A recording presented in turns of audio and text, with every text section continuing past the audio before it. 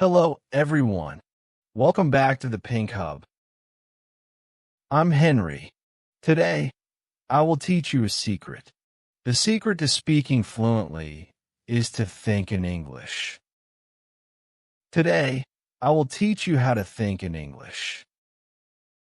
Are you ready? Let's train your brain. Step 1. Think in verbs. Look around you. Don't name things, name actions. Look around you and name the actions. I am walking. I am walking. The birds are flying. The birds are flying. My friend is laughing. My friend is laughing. The water is boiling. The water is boiling. Step 2. Think in nouns. Now let's name the objects. Everything has a name. Everything has a name in English. This is a table. This is a table. I see a beautiful tree. I see a beautiful tree. Where's my phone? Where's my phone? I love this coffee cup. I love this coffee cup.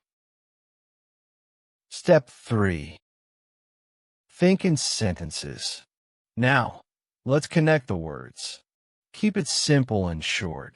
Connect the words and keep it simple. The sun is shining today. The sun is shining today. The cat is sleeping on the sofa. The cat is sleeping on the sofa. I'm feeling very happy. I'm feeling very happy.